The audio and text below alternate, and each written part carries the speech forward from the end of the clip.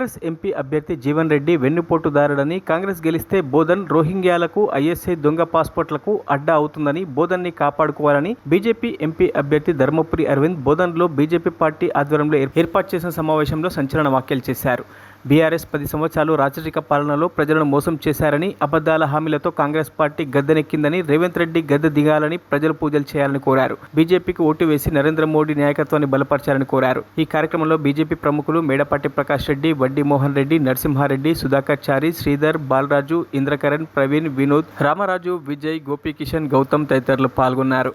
ఆనాటి నుంచి వెన్నుపోటు ఇయ్యాలంటి వారు కూడా హిందువులకి వ్యతిరేకంగానే, హిందువులకి వెన్నుపోటు పొడుచుకుంటేనే ఆయన జీవితం మొత్తం రాజకీయ జీవితం కొనసాగింది.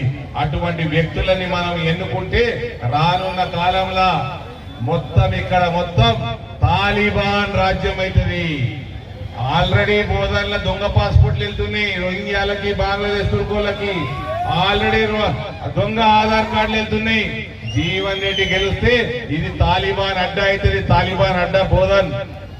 ఇక్కడ మొత్తం ఐఎస్ఐఎస్ తీవ్రవాద చర్యలు పెరిగిపోతాయి. ఈడ బోధన్ లో ఉన్న హిందూ బంధువులందరికీ, ముస్లిం మహిళలకి మళ్ళీ చెప్తున్నా, ఏక్ మియాకు ఏకీ బీవీ रहेगी 4 జూన్ के बाद ఏక్ మియాకు ఏకీ బీవీ.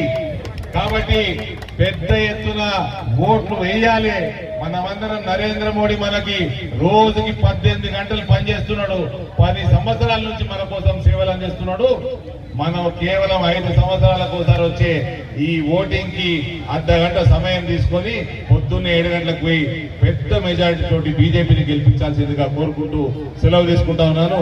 భారత్ మాతాకి, భారత్ మాతాకి. మన దేవుడట గుడిలు ఉండాలట, వాళ్ళ దేవుడట అందరి ఇళ్లకు దొరాలట. తప్పుడు ఇంకోడు ఉంటాడు, మన పాత ముఖ్యమంత్రి కేసీఆర్ కొడుకు. వాడేమంటాడు, జై శ్రీరామ్ అంటే కడుపు నిండుతుందా అంటే నెత్తి మీద గుండ్ర టోపీ పెడితే నిండుతాది, నెత్తి మీద టోపీ పెడితే నిండుతాది. మీ అయ్యా చేతులు గట్టి కడతాడు, నిండుతాది గట్టి కడితే. ఇట్లాంటి వాళ్ళు హిందువులుగా ఉండి మన ధర్మాన్ని భ్రష్టు పట్టించుడు తప్ప ఏమి లేదు. 2,500 మహాలక్ష్మి వస్తుందా? మీకు పెళ్లిలైతే బోధనల తులం బంగారం ఇచ్చిందా? రైతులకు 500 బోనస్ ఇచ్చిందా? రైతులకి 15,000 రైతు భరోసా ఇచ్చిందా? రైతులకి 2 లక్షల రుణమాఫీ చేసిందా? యువతకి నిరుద్యోగ వృద్ధి ఇచ్చిందా?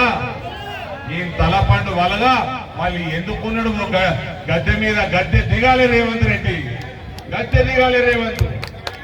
మీరందరూ చెరుకు ఫ్యాక్టరీలు తెరవాలి, పసుపుకి సంబంధించిన ఫ్యాక్టరీలు రావాలి, మక్కకి సంబంధించినవి రావాలి, బియ్యం తోటి ఎథనాల్ తయారు చేసేటి రావాలి, మామిడి జగిత్యాల దిక్కు రావాలి, ఇవన్నీ రావాలి. చక్రాన్పల్లి ఎయిర్పోర్ట్ కావాలి. మనం అన్ని కొత్త రైల్వే లైన్లు వస్తున్నాయి, గూడ్స్ ట్రైన్లు ఎక్కువ నడుస్తాయి. మనం అందరం కూడా మన ప్రాంతంలో ఉద్యోగ అవకాశాలు పెంచుకోవాలి, మన ఎన్ఆర్ఐ సోదరులు వాపసు తెచ్చుకోవాలి. ఇదే మన ప్రణాళిక రానున్న 5 ఏళ్లలో.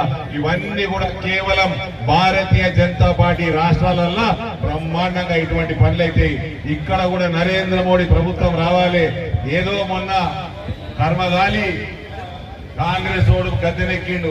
కాంగ్రెస్ ఓడు గద్దెనెక్కినప్పటి నుంచి కరెంటు వీకి, కాంగ్రెస్ ఓడు గద్దెనెక్కినప్పటి నుంచి కరెంటు కూడా ఉండలేదు. మనకి భారతీయ జనతా పార్టీలా అన్ని రకాలుగా ఏది కూడా ఇబ్బందులు లేకుండా, అవినీతి లేకుండా ప్రజలకి సేవ చేసుకుంటూ మరిన్ని అప్డేట్స్ కోసం మా ఛానల్ ని సబ్స్క్రైబ్ చేయండి.